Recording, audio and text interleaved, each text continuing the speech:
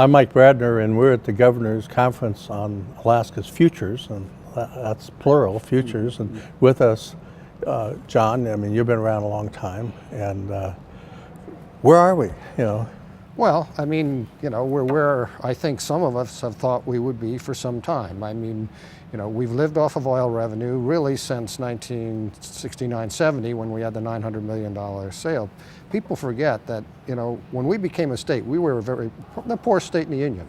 And in those days we had a personal income tax, we had a little school tax, $10 we paid at the beginning.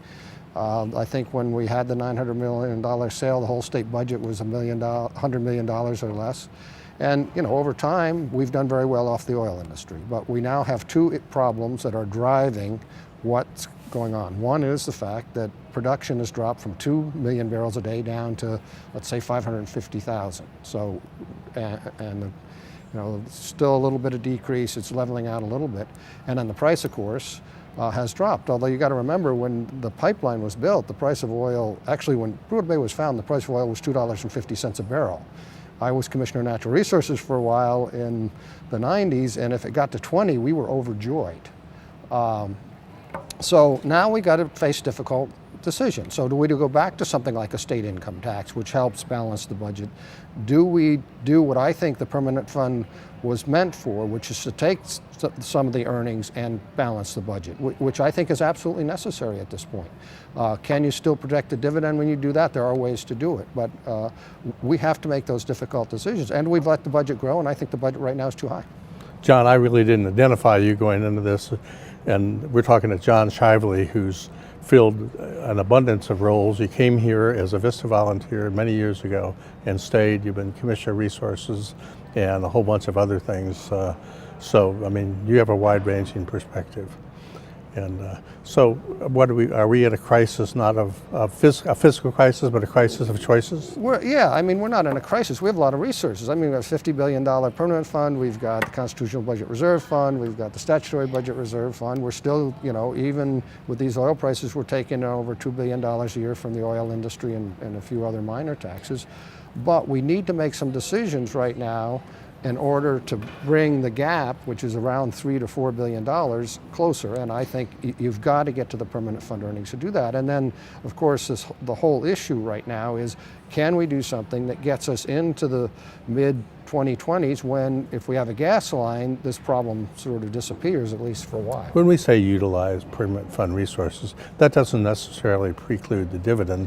No. Perhaps the dividend is only at risk if we delay making decisions. Well, if we don't make decisions, then there will come a time when you have to take it all. I mean, right now, for instance, the group I was in this morning, we talked about going to what we've called a percent of market value approach, which would take a constitutional amendment, and you take, let's say, 5% out of the fund every year, sort of stabilizes what comes out. 70% of that would go to government, 30% would go to the dividend. That gives you a dividend of a little over $1,000 a person, which is, there's no other state in the Union that's given their citizens $1,000 each a year. Well, a couple of times you mentioned $2 billion, and there is no other state that gets to begin and say, we start with $2 billion that comes bubbling out of a hole on the North Slope. Yeah, no, we're blessed because of Prudhoe Bay and some of the other oil that's been found on the North Slope, and to a little less extent Cook Inlet. I mean, people forget, we've almost always balanced the budget on oil. Even pre-Prudhoe Bay, it was oil sales in Cook Inlet that kept the government going.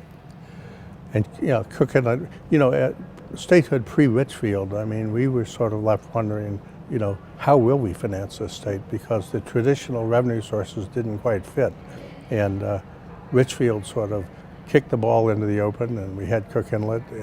Right, and then we grew from that. And Cook Inlet, of course, I mean, they found all this gas, which it took a while, but it's made, the energy costs in South Central Alaska to be some of the lowest in the nation. An enviable gift. I mean, we're sitting on top of almost a pool of free energy.